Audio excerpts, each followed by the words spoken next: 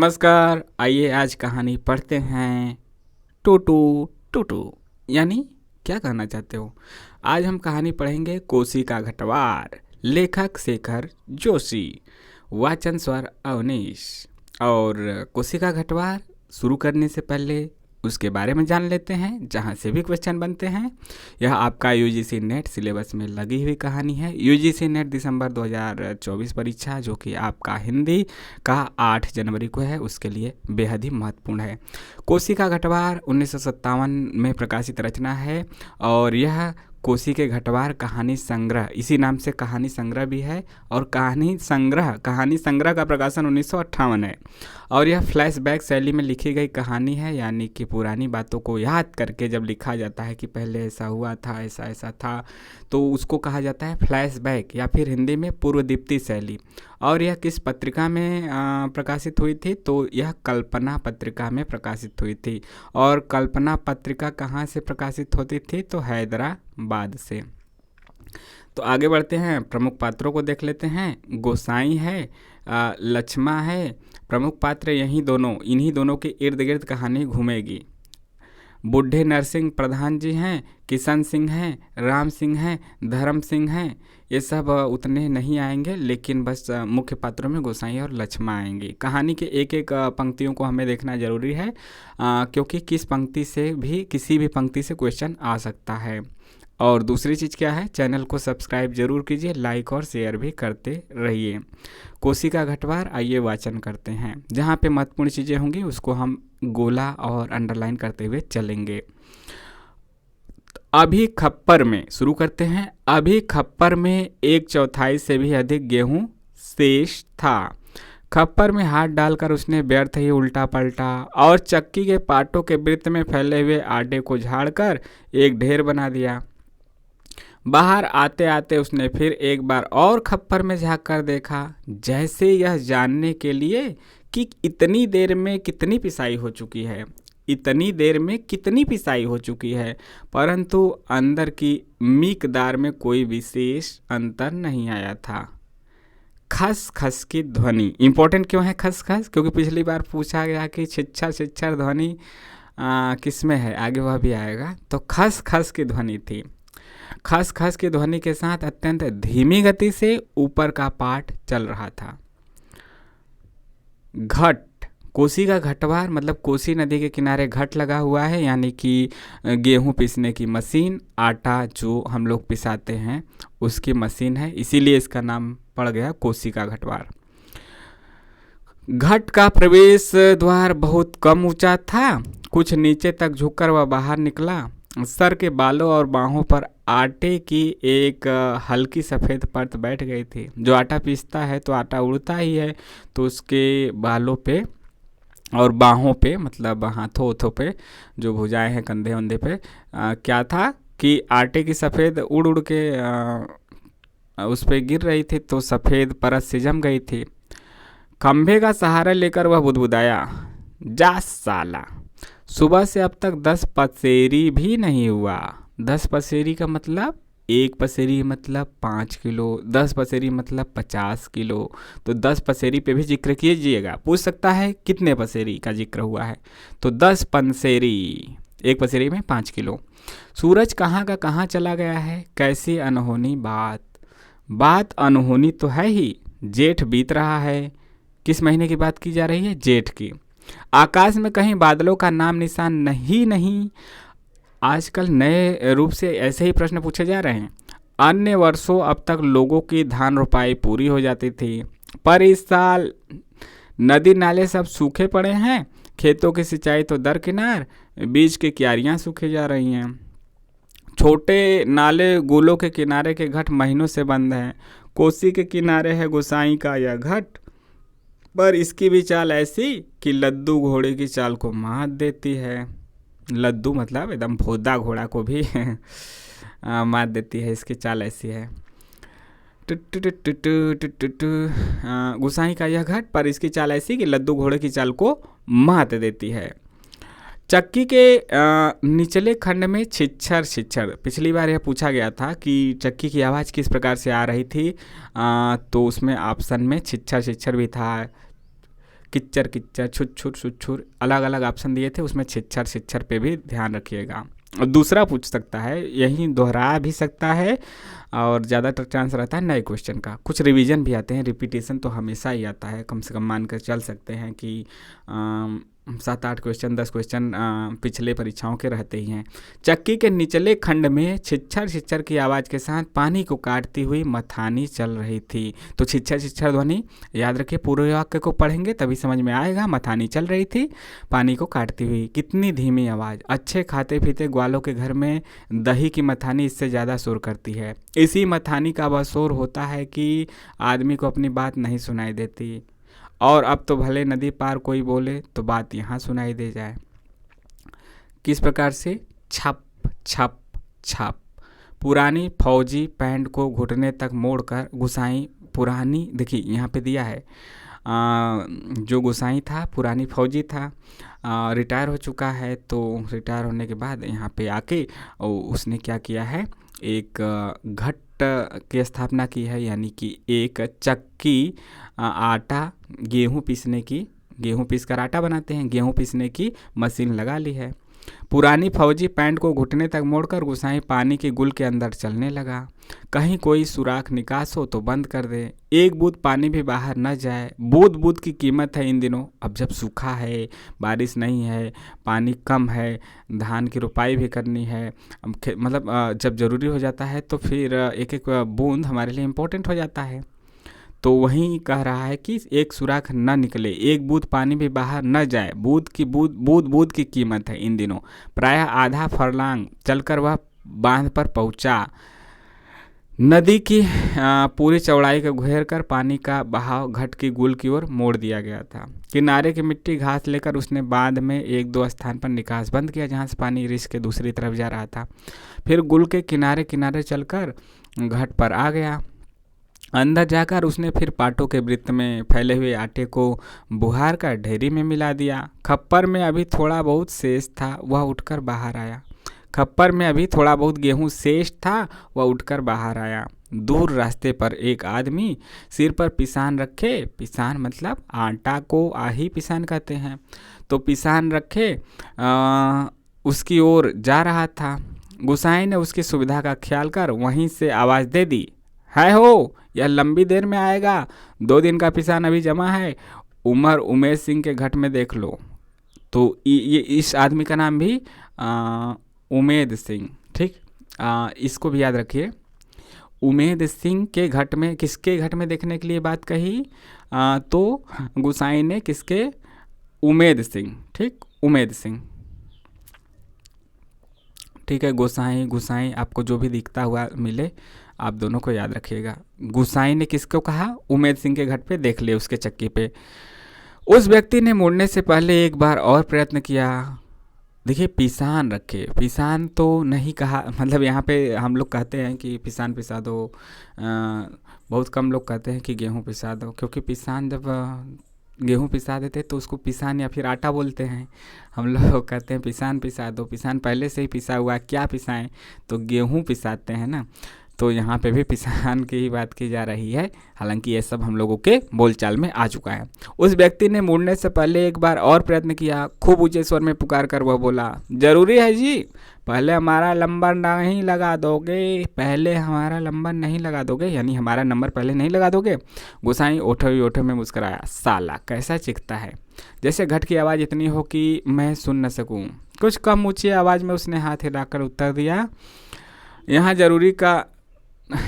जरूरी का बाप भी रखा है, जरूरी का भी बाप रखा है जी, तुम ऊपर चले जाओ। वह आदमी लौट गया। महल की छांव में बैठकर गुसाई ने लकड़ी के जलते कुंदे को खोदकर चीलम सुलगाई और गुड़गुड़ करता धुआं उड़ाता रहा। खस्सर खस्सर चक्की का पाठ चल रहा था। तो चक्की का पाठ कैसे चल रहा था, किस ध्वनि के साथ, खस्सर खस्सर, यह वाला याद रखिएगा। किट किट किट किट, खप्पर से दाने गिराने वाली चिड़िया पाट पर टकरा रही थी। तो चिड़िया किस प्रकार से आवाज़ निकाल रही थी, चिड़िया की आवाज़ इम्पोर्टेंट है। किट किट किट किट, वो तो किट किट करती हैं, किसी पे ठोकेंगे तो किट किट की आवाज़ आएगी ही। इस प्रकार से कहीं पे भी चोंच मारती हैं तो किट किट किट किट की आवाज़ आती है। छिच्छर छिच्छर की आवाज़ के साथ मथानी पानी को काट रही थी और कहीं कोई आवाज़ नहीं। कोसी के बहाव में भी कोई ध्वनि नहीं। रेत कोसी मतलब कोसी नदी। किस नदी की बात की जा रही है? कोसी, क्योंकि वह शीर्षक में ही है। कोसी के बहाव में भी कोई ध्वनि नहीं। रेती पात्रों के बीच में टखने टखने पत्थर भी अपना सर उठाए आकाश को निहार रहे थे। दोपहरी ढलने पर इतनी तेज धूप, कहीं चिड़ैया भी नहीं बोलती, किसी प्राणी का प्रिय अप्रिय स्वर नहीं। सूखी नदी के किनारे बैठा गोसाई सोचने लगा, क्यों उस व्यक्ति को लौटा दिया? लौट तो वह जाता ही। घट के अंदर टच पड़े पिसान के थैले को देखकर दो चार क्षण की बातचीत का आसरा ही होता। मतलब सोच रहा है कि आ जाता तो लौट तो जाता ही इतना सारा देखकर, और कम से कम दो चार घड़ी बतिया तो लेते। अकेले अकेले हैं।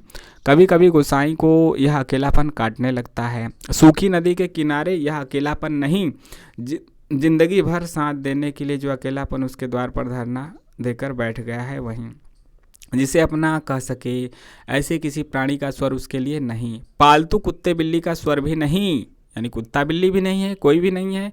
क्या ठिकाना ऐसे मालिक का जिसका घर द्वार नहीं, बीवी बच्चे नहीं, खाने पीने का ठिकाना नहीं।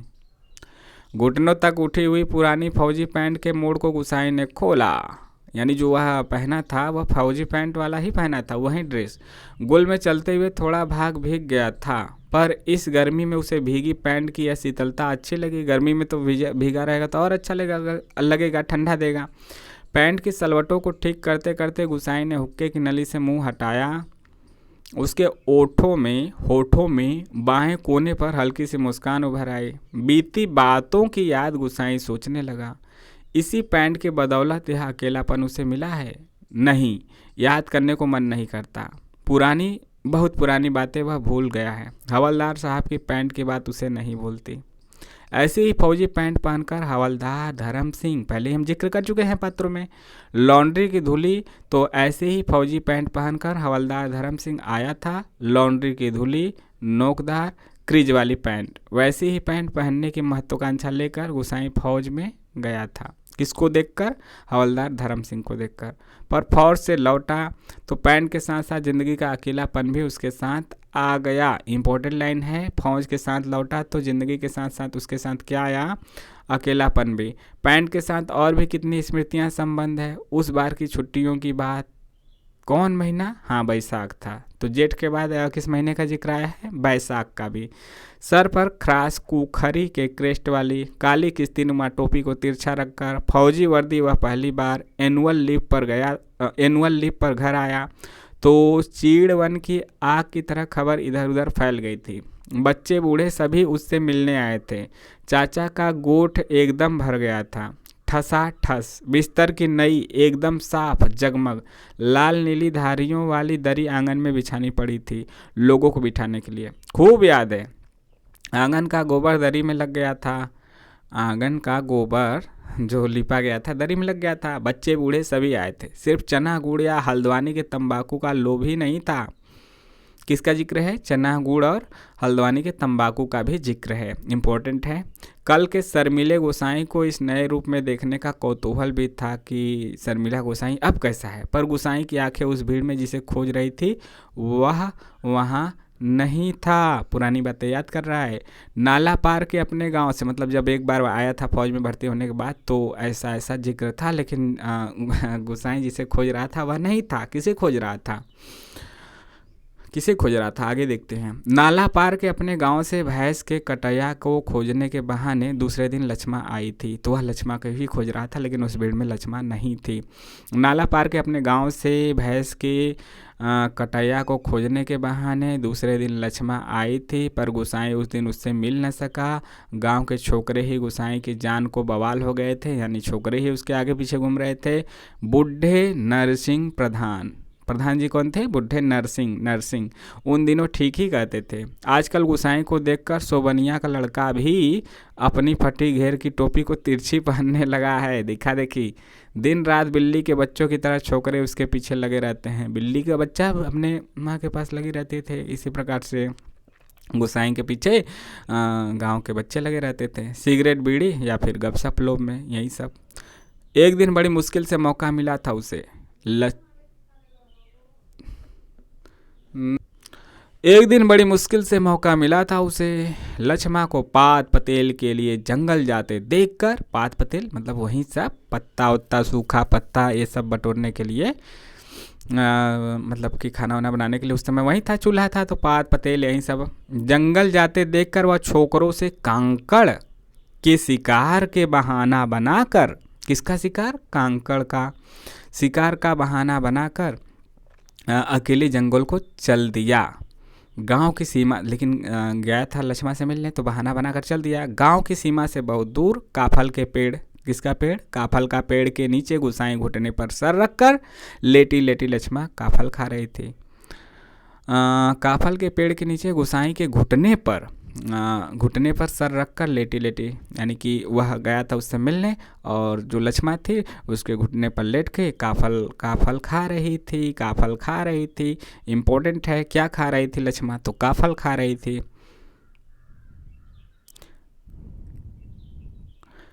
पके गदराए गहरे लाल लाल काफल। खेल खेल में काफलों की छीना झपटी करते गुसाई ने लक्ष्मा की मुट्ठी भींच दी। टप टप काफलों का मतलब मुट्ठी चाँप दिया तो टप टप काफलों का गाढ़ा लाल रंग उसकी पैंट पर गिर गया था। लक्ष्मा ने कहा था, इसे यहीं रख जाना, मेरी पूरी बाँह की कुर्ती इससे निकल आएगी तो उस पैंट को लक्ष्मा ने कहा था, तुम इस पे लाल रंग रख गया है, अब ख़राब हो गया है, इसको यहीं रख देना, इससे मैं मतलब कटवा के पूरी बाँह की कुर्ती बनवा लूँगी, तो पूरी बाँह की कुर्ती इससे निकल आएगी। वह खिलखिलाकर अपनी बात पर स्वयं ही हंस दी थी। पुरानी बात, क्या कहा था गुसाई ने? याद नहीं पड़ता। तेरे लिए मखमल की कुर्ती ला दूंगा मेरी सुआ, या कुछ ऐसा ही। पर लक्ष्मा को मखमल की कुर्ती किसने पहनाई होगी? पहाड़ी पार के रमुआ ने। तो एक पात्र कौन है? रमुआ, जो तूरी निसार लेकर उसे ब्याहने आया था। तो लक्ष्मा का पति रमुआ, जिसके आगे पीछे भाई बहन नहीं, माई बाप नहीं, परदेश में बंदूक की नोक पर जान रखने वालों को छोकरी कैसे देते हम? लक्ष्मा के बाप ने कहा था। मतलब जब बात हुई थी गोसाई के लिए तो इसलिए उसे मना कर दिया गया था कि गोसाई से शादी नहीं हो सकती लक्ष्मा की, क्योंकि जिसके आगे पीछे भाई बहन नहीं है, माई बाप नहीं है, परदेश में बंदूक की नोक पर जान, मतलब कि बॉर्डर पे है, फौजी है, तो बंदूक के नोक पे तो इसकी जान है, कभी भी जान जा सकती है, फिर उसके पीछे कौन देखेगा लक्ष्मा को? तो यह सब कहकर लक्ष्मा के बाप ने कहा कि नहीं, इससे रिश्ता नहीं हो सकता, जिसके माई बाप नहीं, भाई बहन नहीं, चाचा चाची नहीं, कोई नहीं, और जिसकी ज़िंदगी हमेशा बंदूक के नोक पे है, कब जान जा सकती है? सही भी बात है, फौजियों की जान कभी भी जा सकती है, कभी भी शहीद हो सकते हैं। उसका मन जानने के लिए गुसाई ने टेढ़े तिरछे बात चलवाई थी। तब यही बात निकल के आया था। उसी साल मंगसिर की एक ठंडी उदास शाम को गुसाई की यूनिट के सिपाही, कौन? किशन सिंह ने क्वार्टर, इंपॉर्टेंट है, किशन सिंह याद रखिए, क्वार्टर मास्टर स्टोर के सामने खड़े खड़े उससे कहा था, हमारे गांव के राम सिंह ने जिद की तभी छुट्टियां बढ़ानी पड़ी। राम सिंह, ठीक। इस साल उसकी शादी थी। खूब अच्छी औरत मिली है यार, शक्ल सूरत भी खूब है, एकदम पटाखा, बड़ी हंसमुख है, तुमने तो देखा ही होगा, तुम्हारे गांव के नज़दीक की है, लक्ष्मा कुछ ऐसा ही नाम है रमुआ मतलब वहीं राम सिंह। तो राम सिंह ने ऐसा ही कहा था। हमारे गांव के राम सिंह ने जिद की तभी छुट्टियां बढ़ानी पड़ी। तो यही सब घटनाएं हैं। उसी साल मंगसिर की एक ठंडी उदास शाम को गुसाई की यूनिट के सिपाही किशन सिंह ने क्वार्टर मास्टर स्टोर के सामने खड़े खड़े उससे कहा, हमारे गांव के राम सिंह ने जिद की तभी उसकी छुट्टियां बढ़ानी पड़ी, और इस साल उसकी शादी थी। मतलब वो तो जानता ही है, खूब अच्छी औरत मिली है यार, शक्ल सूरत भी अच्छी है, एकदम पटाखा है, बड़ी हंसमुख है, वो तो जानता ही है, गुसाई तो जानता ही लक्ष्मा को। लक्ष्मा की बात कर रहा है, तुम्हारे गांव के नज़दीक है, लक्ष्मा कुछ ऐसा ही नाम है। गुसाई को याद नहीं पड़ता कौन सा बहाना बनाकर वह किशन सिंह के पास से चला आया था। रम डे थे उस दिन, हमेशा आधा पैग लेने वाले गुसाई उस दिन पेशी करवाई थी, मलेरिया प्रिकॉशन न करने के अपराध में। सोचते सोचते गुसाई बुदबुदाया, साल एडजुटेंट गोसाई सोचने लगा। उस साल छुट्टियों में घर से विदा होने से एक दिन पहले वह मौका निकालकर लक्ष्मण से मिला था। उस साल क्या हुआ था, छुट्टियों में जब घर से विदा होने से एक दिन पहले वह मौका निकालकर लक्ष्मण से मिला था, जब वापस जा रहा था ड्यूटी। गंगनाथ जीव की कसम, जैसा तुम कहोगे मैं वैसा ही करूँगी, आंखों में आंसू भरकर लक्ष्मण ने कहा था। लास्ट में वर्षों से वह सोचता आया है, कभी लक्ष्मण से भेंट होगी तो अवश्य कहेगा कि वह गंगनाथ का जागर लगाकर प्रायश्चित जरूर कर ले। देवी देवताओं की झूठी कस्में खाकर उन्हें नाराज करने से क्या लाभ। मतलब बाद में तो पता ही नहीं चला, वो तो उस समय बोली थी ना कि जैसा तुम कहोगे वैसा ही करूँगी, बाद में तो उसकी शादी हो गई। जिस पर गंगनाथ का कोप हुआ वह कभी फूल फल नहीं पाया, पर लक्ष्मण से कब भेंट होगी यह वह नहीं जानता। लड़कपन से संगी साथी नौकरी चाकरी के लिए मैदानों में चले गए, गांव की ओर जाने का उसका मन नहीं होता। लक्ष्मण के बारे में किसी से पूछना उसे अच्छा नहीं लगता, मतलब अब संगी दोस्त तो है नहीं, अब कोई है नहीं, और लक्ष्मण के बारे में वह गांव में पूछना उसका मन नहीं, गांव की तरफ जाने का भी मन नहीं और किसी से पूछने का मन भी नहीं।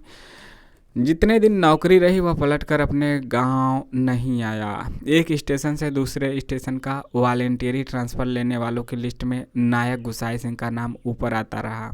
लगातार 15 साल तक, 15 साल की ड्यूटी रहती है, एक स्टेशन से दूसरे स्टेशन। पिछले बैसाख में वह गांव लौटा।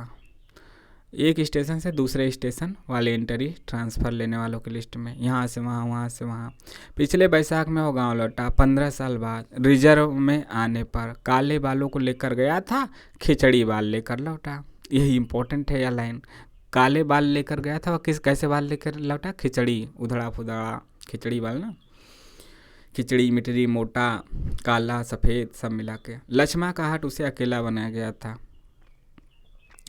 मतलब कि लक्ष्मण नहीं मिली तो फिर वह किसी से नहीं करेगा शादी। लक्ष्मण का हट उसे अकेला बना गया, उसी की याद में जीता रहा।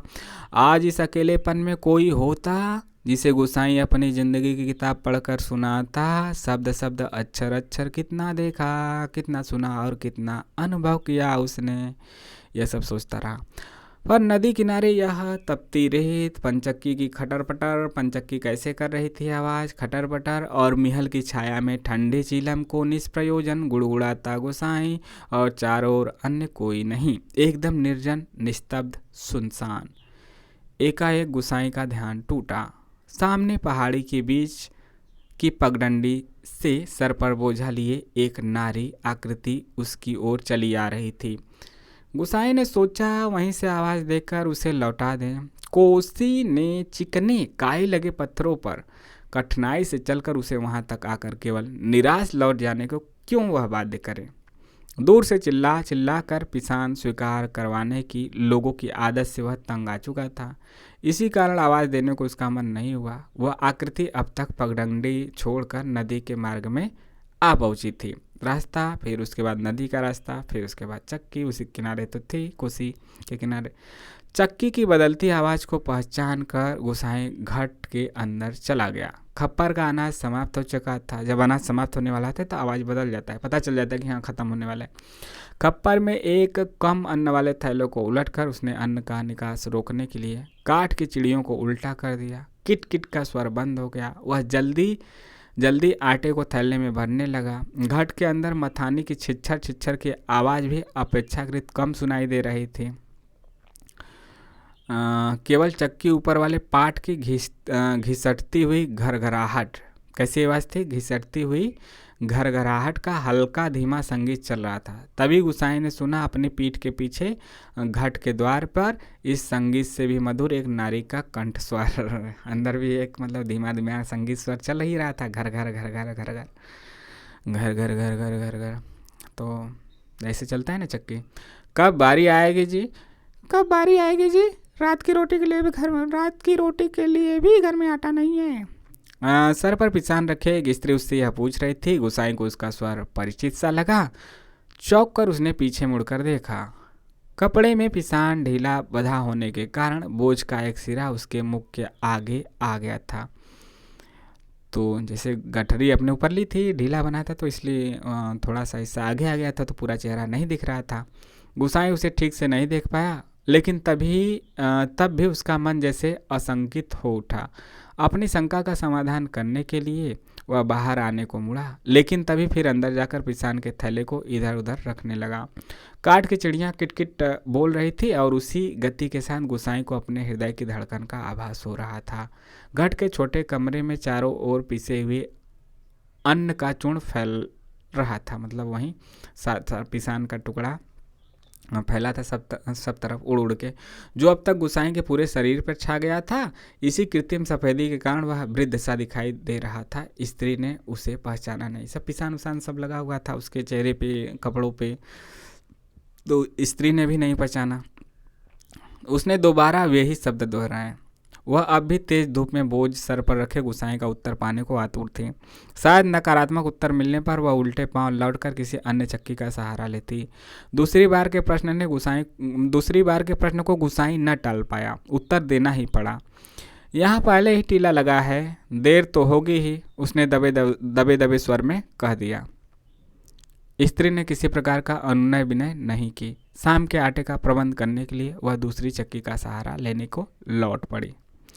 गुसाई झुककर घट से बाहर निकला। मुड़ते समय स्त्री की एक झलक देखकर उसका संदेह विश्वास में बदल गया था। हताश सा वह कुछ क्षणों तक उसे जाते हुए देखता रहा और फिर अपने हाथों तक सिर पर गिरे हुए आटे को झाड़कर एक दो कदम आगे बढ़ा। उसके अंदर किसी अज्ञात शक्ति ने जैसे उसे वापस जाती हुई उस स्त्री को बुलाने को बाध्य कर दिया। आवाज़ देकर उसे बुला लेने को उसने मुंह खोला, परंतु आवाज़ न दे सका। एक झिझक, एक असमर्थता थी जो उसका मुंह बंद कर रही थी। वह स्त्री नदी तक पहुंच चुकी थी। गुसाई के अंतर में तीव्र उथल पुथल मच गई। अंदर मतलब वही था कि बुलाएं न बुलाएं, सब उथल पुथल मच गया। इस बार आवेग इतना तीव्र था कि वह स्वयं को नहीं रोक पाया। लड़खड़ाती आवाज में उसने पुकारा, लक्ष्मा। घबराहट के कारण वह पूरे जोर से आवाज नहीं दे पाया था। स्त्री ने यह आवाज नहीं सुनी। इस बार गुसाई ने स्वस्थ होकर पुनः पुकारा, लक्ष्मा। लक्ष्मा ने पीछे मुड़कर देखा। मायके में उसे सभी इसी नाम से पुकारते थे। यह संबोधन उसके लिए स्वाभाविक था, परंतु उसे शंका शायद थी कि चक्की वाला एक बार पिसान स्वीकार न करने पर दोबारा उसे बुला रहा है या उसे केवल भ्रम हुआ है। उसने वहीं से पूछा, मुझे पुकार रहे हैं जी? मुझे पुकार रहे हैं जी? गुसाई ने सैन्य स्वर में कहा। हाँ, ले आ, हो जाएगा। लक्ष्मा क्षणभर रुकी और फिर घट की ओर लौट आई। अचानक साक्षात्कार होने का मौका न देने की इच्छा से गुसाई व्यस्तता का प्रदर्शन करता हुआ मिहल की छांव में चला गया। किसकी छांव में? मिहल की छांव में। इम्पोर्टेंट। लक्ष्मा पिसान का थैला घट के अंदर रखाई। बाहर निकलकर उसने आंचल के कोट से मुंह पोंछा। तेज धूप में चलने के कारण उसका मुंह लाल हो गया था। किसी पेड़ की छाया में विश्राम करने की इच्छा से उसने इधर उधर देखा। मिहल के पेड़ की छाया में घट की ओर पीठ किए गुसाई बैठा हुआ था। निकट स्थान में दाड़िम के एक पेड़ की छाया को छोड़कर अन्य कोई बैठने लायक स्थान नहीं था। वह उसी ओर चलने लगी। किसकी ओर? दाड़िम के पेड़ की ओर।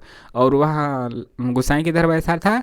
मिहल के पेड़। तो दो पेड़ों का जिक्र है इसमें, यहाँ पे मिहल का पेड़ और दाड़िम का पेड़। तो यह सब भी इम्पोर्टेंट है। पूछ देगा दाड़िम का पेड़ किस में आया, किस कहानी में? कोशिका घटवार में। गुसाई की उदारता के कारण ऋणी से होकर ही जैसे उसने निकट आते आते कहा, तुम्हारे बाल बच्चे जीते रहें घटवार जी, तुम्हारे बाल बच्चे जीते रहें घटवार जी। बड़ा उपकार का काम कर दिया तुमने। ऊपर के घर में भी जाने कितनी देर में लंबर मिलता। अजात संतति के प्रति दिए गए आशीर्वचनों को गुसाई ने मन ही मन विनोद के रूप में ग्रहण किया, क्योंकि उसके बाल बच्चे थे नहीं, उसकी शादी हुई नहीं थी। इस कारण उसकी मानसिक उथल पुथल कुछ कम हो गई। लक्ष्मा उसकी ओर देखे, इससे पूर्व ही उसने कहा, जीते रहे तेरे बाल बच्चे लक्ष्मा, मायके का भाई। गुसाई ने अंतर में घुमाड़ती आंधी को रोककर यह प्रश्न इतने सन्ने स्वर में किया जैसे वह भी अन्य 10 आदमियों की तरह लक्ष्मा के लिए एक साधारण व्यक्ति हो। दाड़िम की छाया में पात पतेल झाड़कर बैठते लक्ष्मा ने संकित दृष्टि से गुसाई की ओर देखा। कोसी की सूखी धार अचानक जल प्लावित होकर बहने लगती तो भी लक्ष्मा को इतना आश्चर्य न होता। कोसी की सूखी धार, मतलब कोसी में पानी नहीं है, यदि अचानक पानी भर के बहने लगे तो भी लक्ष्मा को आश्चर्य नहीं होता, जितना अपने स्थान से केवल 4 कदम की दूरी पर गोसाई को इस रूप में देखने पर हुआ। विस्मय से आंखें फाड़कर उसे देखे जा रही थी। कैसे आंखें फाड़ के देखते हैं, एकदम चकरा के आंख, अरे क्या हो गया, ये क्या हो गया। जैसे अब भी उसे विश्वास नहीं हो रहा हो कि जो व्यक्ति उसके सम्मुख बैठा है वह उसका पूर्व परिचित गोसाई है, उसका प्रेमी गोसाई है। तुम जाने लक्ष्मा क्या कहना चाहती थी, से शब्द उसके कंठ में ही रह गए। हाँ, पिछले साल पलटन से लौट आया था, वक्त काटने के लिए यह घट लगवा लिया, यानी कि चक्की। गुसाई ने ही पूछा, बाल बच्चे ठीक हैं? आंखें जमीन पर टिकाए, गर्दन हिलाकर संकेत से ही उसने बच्चों की कुशलता की सूचना दे दी। जमीन पर गिरे एक दाड़िम के फूल को हाथों में लेकर लक्ष्मा उसकी पंखुड़ियों को एक एक कर निरुद्देश्य से तोड़ने लगी। बिना उद्देश्य किए ऐसे हम लोग करते हैं ना, तोड़ने लगते हैं, इधर घास उपाड़ने लगते हैं, उधर कुछ करने लगते हैं। इसी प्रकार से लक्ष्मा भी एक फूल गिरा था, उसके पंखुड़ियों को एक एक तोड़ने लगी और गुसाई पतली सीख लेकर आग को कुरेदता रहा। बातों का क्रम बनाए रखने के लिए गुसाई ने पूछा, तू अभी और कितने दिन मैके ठहरने वाली है? अब लक्ष्मा के लिए अपने को रोकना असंभव हो गया। टप टप टप वह सिर नीचे किए आंसू गिराने लगे। आंसू कैसे गिर रहे थे? टप टप टप। पक्षी कैसे वहाँ पे पिसान वाले में था, कैसी आवाज़ कर रहा था? Kit kit kit. यहाँ पे टप टप टप। सिसकियों के साथ साथ उसके उठते गिरते कंधों को गुसाई देखता रहा, यानी कि वह रोने लगी थी। उसे यह नहीं सूझ रहा था कि वह किन शब्दों में अपनी सहानुभूति प्रकट करे। इतनी देर बाद सहसा गुसाई का ध्यान लक्ष्मा के शरीर की ओर गया। उसके गले में क्या क्या था याद रखिए, चरेयू। चरेयू का क्या अर्थ है यह पूछा जा चुका है, सुहाग चिन्ह। चरेयू जो आया है कोसी के घटवार में, उसका क्या अर्थ है दे देगा कोई ये पूरा वाक्य दे देगा, चरेयू दे देगा, या फिर सीधे पूछ देगा चरेयू का क्या अर्थ है, मिलाने के लिए भी दे सकता है। तो चरेयू का मतलब सुहाग चिन्ह। सुहाग चिन्ह, सुहाग मतलब पति, हस्बैंड। सुहाग चिन्ह नहीं था, उसके गले में नहीं था, मंगलसूत्र नहीं था, सुहाग चिन्ह नहीं था। हतप्रस्त सा गुसाई उसे देखता रहा। अपनी व्यवहारिक अज्ञानता पर उसे बेहद झुंझलाहट हो रही थी। आज अचानक लक्ष्मा से, तो यह भी इम्पोर्टेंट है, चरेयू का अर्थ याद रखिए। आज अचानक लक्ष्मा से भेंट हो जाने पर वह उन सब बातों को भूल गया जिन्हें वह कहना चाहता था। इन क्षणों में वह केवल मात्र श्रोता बनकर रह जाना चाहता था। गुसाई की सहानुभूतिपूर्ण दृष्टि पाकर लक्ष्मा आंसू पोंछती हुई अपना दुखड़ा रोने लगी। जिसका भगवान नहीं होता उसका कोई नहीं होता। जेठ जेठानी से किसी तरह पिंड छुड़ा कर यहाँ माँ बाप की बीमारी में आई थी, वह भी मुझे छोड़कर चली गई। एक अभागा मुझे रोने को रह गया है, उसी के लिए जीना पड़ रहा है, नहीं तो पेट पर पत्थर बांधकर कहीं डूब मरती। जंजाल कटता। यह कौन कही? लक्ष्मा। यहाँ काका काकी के साथ रह रही हूँ, गुसाई ने पूछा। मुश्किल पड़ने पर कोई किसी का नहीं होता जी। बाबा की जायदाद पर उनकी आंखें लगी हैं, सोचते हैं कहीं मैं हक न जमा लूँ। यानी जो चाचा चाची काका काकी हैं वह उसके पापा मम्मी वाले ज़मीन पर मतलब कि आंख गड़ाए हैं और सोच रहे हैं कि कहीं लक्ष्मा जो इसकी बेटी है उस पर वह अपना हक न जमाने लगे कि मैं ससुराल में कोई नहीं है, तो फिर यहाँ पे ससुराल में कोई नहीं, यहाँ पे मम्मी पापा भी नहीं, तो कहीं अपना हिस्सा न मांगने लगे। मैंने साफ साफ कह दिया मुझे किसी का कुछ लेना देना नहीं। जंगलात का लीसा ढो कर अपने गुजर कर लूँगी, किसी का आँख का कांटा बनकर नहीं रहूँगी। गुसाई ने किसी प्रकार की मौखिक संवेदना नहीं प्रकट की, केवल सहानुभूतिपूर्ण दृष्टि से उसे देखता भर रहा। दाड़िम के वृक्ष से पीठ टिकाकर लक्ष्मा घुटने मोड़कर बैठी थी, तो दाड़िम के पेड़ के नीचे बैठी थी लक्ष्मा, यह याद रखिएगा। गुसाई सोचने लगा, 15-16 साल की किसी जिंदगी में अंतर लाने के 15-16 साल, कितना 15-16 साल हो गया था जब आया तो गोसाई वापस आया तो 15 साल की नौकरी करके ही आया था, तो 15-16 साल का जिक्र हुआ है। 15-16 साल किसी की ज़िंदगी में अंतर लाने के लिए कम नहीं होते। समय का यह अंतराल लक्ष्मण के चेहरे पर भी एक छाप छोड़ गया था, पर उसे लगा उस छाप के नीचे वह आज भी 15 वर्ष पहले की लक्ष्मण को देख रहा है। कितनी तेज धूप है इस साल। लक्ष्मण का स्वर उसके कानों में पड़ा, प्रसंग बदलने के लिए ही, जैसे लक्ष्मण ने यह बात जानबूझकर कही हो। और अचानक उसका ध्यान उस ओर चला गया जहां लक्ष्मण बैठी थी। दाड़िम की फैली अधढकी डालों से छनकर धूप उसके शरीर पर पड़ रही थी। सूरज की एक पतली किरण न जाने कब से लक्ष्मण के माथे पर गिरी हुई एक लट को सुनहरी रंगीनी में डुबा रही थी। गोसाई एकटक उसे देखता रहा। माथे पर गिरी हुई एक लट को, जो उसका बाल है उसको सुनहरा रंग दे रही थी, उसी पे प्रकाश पड़ रहा था। दोपहर तो बीत चुकी होगी। लक्ष्मण ने प्रश्न किया तो गोसाई का ध्यान टूटा। हाँ, अब तो 2 बजने वाले हैं। कितने बजने का जिक्र हुआ है? 2। उसने कहा उधर धूप लग रही हो तो इधर आ जाओ छाँव में। कहता हुआ गोसाई एक जम्हाई लेकर अपने स्थान से उठ गया। नहीं यही ठीक है, कहकर लक्ष्मण ने गोसाई की ओर देखा, लेकिन वह अपनी बात कहने के साथ ही दूसरी ओर देखने लगा था।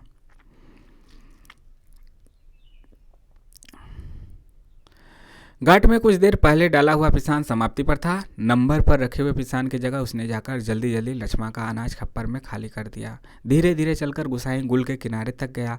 अपनी अंजुली से भर भर कर उसने पानी पिया और फिर पास ही एक बंजर घाट के अंदर जाकर पीतल और एल्युमिनियम के कुछ बर्तन लेकर आग के निकट लौट आया।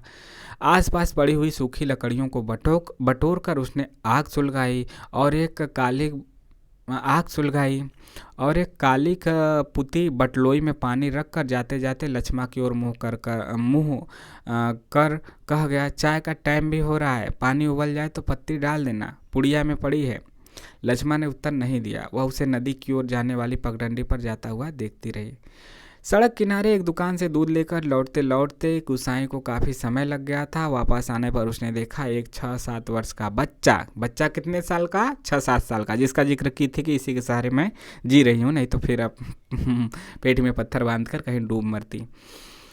लक्ष्मण की देह से सटकर बैठा हुआ है। बच्चे का परिचय देने की इच्छा से जैसे लक्ष्मण ने कहा, इस छोकरे को घड़ी भर के लिए भी चैन नहीं मिलता, जाने कैसे पूछता खोजता मेरी जान खाने को यहाँ भी पहुँच गया है। गोसाई ने लक्ष्य किया कि बच्चा बार बार उसकी दृष्टि बचाकर माँ से किसी चीज़ के लिए जिद कर रहा है। एक बार झुंझलाकर लक्ष्मण ने उसे झिड़क दिया, चुप रहा, अभी लौटकर घर जाएंगे, इतनी देर में क्यों मरा जा रहा है। चाय के पानी में दूध डालकर गोसाई फिर उसी बंजर घाट में गया। एक थाली में आटा लेकर वह गुल के किनारे बैठा उसे गूंथने लगा। मिहल के पेड़ की ओर आते समय उसने साथ में 2-1 बर्तन और ले लिए। लक्ष्मण ने बटलोई में दूध चीनी डालकर चाय तैयार कर दी थी। एक गिलास, एक एनिमल का मग, एक एल्युमिनियम की मैश टिन में गोसाई ने चाय डालकर आपस में बांट ली और पत्थरों से बने बेढंगे चूल्हे के पास बैठकर रोटियां बनाने का उपक्रम करने लगा। हाथ का चाय का गिलास जमीन पर टिका कर लक्ष्मण उठी। आटे की थाली अपनी ओर खिसकाकर उसने स्वयं रोटी पका देने की इच्छा ऐसे स्वर में प्रकट की कि गोसाई ना न कह सका। वह खड़ा खड़ा उसे रोटी पकाते हुए देखता रहा। गोल गोल डिबिया सरीखी रोटियां चूल्हे में खिलने लगी। वर्षों बाद गोसाई ने ऐसी रोटियां देखी थी, जो अनिश्चित आकार की फौजी लंगर की चपातियों या स्वयं उसके हाथ से बनी बेडौल रोटियों से एकदम भिन्न थी। आटे की लोई बनाते समय लक्ष्मण के छोटे छोटे हाथ बड़ी तेजी से घूम रहे थे। कलाई में पहने हुए चांदी के कड़े जब कभी आपस में टकरा जाते तो कैसा आवाज करते, खन्न खन्न का एक अत्यंत मधुर स्वर निकलता। चक्की के पाट पर टकराने वाली काठ की चिड़ियों का स्वर कितना नीरस हो सकता है, यह गोसाई ने आज पहली बार अनुभव किया। काठ की चिड़ियों का। किसी काम से वह बंजर घाट की ओर गया और बड़ी देर तक खाली बर्तन डिब्बों को उठाता रखता रहा। और वह लौट कर आया तो लक्ष्मण रोटी बनाकर बर्तनों को समेट चुकी थी और अब आटे में सने हाथों को धो रही थी। गोसाई ने बच्चे की ओर देखा। वह दोनों हाथों में चाय का मग थामे टकटकी लगाकर गोसाई को देखे जा रहा था। लक्ष्मण ने आग्रह के स्वर में कहा, चाय के साथ खाना ही हो तो खा लो, फिर ठंडी हो जाएगी। मैं तो अपने टाइम से ही खाऊंगा। यह तो बच्चे के लिए स्पष्ट कहने में उसे झिझक महसूस हो रही थी, जैसे बच्चे के संबंध में चिंतित होने की उसकी चेष्टा अनधिकार हो। नाना जी, वह तो अभी घर से खाकर ही आ रहा है, मैं रोटियां बनाकर रख आई थी। अत्यंत संकोच के साथ लक्ष्मण ने आपत्ति प्रकट कर दी। ऐ यूं ही कहती है, कहाँ रखी थी रोटियां? घर में, बच्चे ने रुआसी आवाज में वास्तविक व्यक्ति की बातें सुन रहा था और रोटियों को देखकर उसका संयम ढीला पड़ गया था। चुप! आंखें तरेर कर लक्ष्मण ने उसे डांट दिया। बच्चे के इस कथन से उसकी स्थिति हास्यास्पद हो गई थी। बच्चा सच बोल दिया कि माँ झूठ बोल रही है, रोटी उसटी कुछ नहीं बताई, बस नहीं बनाई थी, बस ऐसे ही बोल दी इनके सामने, गुसाई के सामने। इस कारण लज्जा से उसका मुंह आरक्त हो उठा। बच्चा है, भूख लग आई होगी, डांटने से क्या फायदा? गुसाई ने बच्चे का पक्ष लेकर 2 रोटियां उसकी ओर बढ़ा दी, परंतु माँ की अनुमति के बिना उन्हें स्वीकार करने का साहस बच्चे को नहीं हो रहा था। बच्चे को सब लोग सिखला देते हैं ना कि बिना, सही भी सिखलाते हैं कि बिना पूछे किसी का मत खाना, बाहर मत खाना, और फिर बिगड़ते हैं। तो वहीं इसीलिए बच्चा कहने पर भी नहीं ले रहा था। वह ललचाई दृष्टि से कभी रोटियों की ओर देखता, कभी माँ की ओर देखता। गुसाई के बार बार आग्रह करने पर भी बच्चा रोटियां लेने में संकोच करता रहा। तो लक्ष्मण ने उसे झिड़क दिया, मर अब ले, मर अब ले, क्यों नहीं लेता? अब ले क्यों नहीं लेता? जहाँ जाएगा वहीं अपने लक्षण दिखाएगा। इससे पहले कि बच्चा रोना शुरू कर दे, गुसाई ने रोटियों के ऊपर एक टुकड़ा गुड़ का रखकर बच्चे के हाथ में दे दिया। भरी भरी आंखों से इस अनोखे मित्र को देखकर बच्चा चुपचाप रोटी खाने लगा और गुसाई को कौतुकपूर्ण दृष्टि से उसके हिलते हुए ओठों को देखता रहा। गुसाई को मतलब वह सशंकित दृष्टि से देखने लगा, कौन है, कहाँ से आया, क्यों दे रहा है। ये सब सोचकर इस छोटे से प्रसंग के कारण वातावरण में एक तनाव सा आ गया था, जिसे गुसाई और लक्ष्मण दोनों ही अनुभव कर रहे थे। स्वयं भी एक रोटी को चाय में डुबाकर खाते खाते गुसाई ने जैसे इस तनाव को कम करने की कोशिश में ही मुस्कुरा कर कहा, लोग ठीक ही कहते हैं, औरत के हाथ की बनी रोटियों में स्वाद ही दूसरा होता है। लक्ष्मण ने करुणा दृष्टि से उसकी ओर देखा। गुसाई हो कहकर खोखली हंसी हंस रहा था, हा हा हा। कुछ साग सब्जी होती तो बेचारा एक आधी रोटी और खा लेता। गुसाई ने बच्चे की ओर देखकर अपनी व्यवस्था प्रकट की। ऐसे खाने पीने वालों की तकदीर लेकर पैदा हुआ होता तो मेरे भाग क्यों पड़ता। 2 दिन से घर में तेल नमक नहीं है, आज थोड़े पैसे मिले हैं, आज ले जाऊंगे कुछ सौदा। हाथ से अपनी जेब टटोलते हुए गुसाई ने संकोचपूर्ण स्वर में कहा, लक्ष्मण ने जिज्ञासा से उसकी ओर देखा। गुसाई ने जेब से एक नोट निकालकर उसकी ओर बढ़ाते हुए कहा,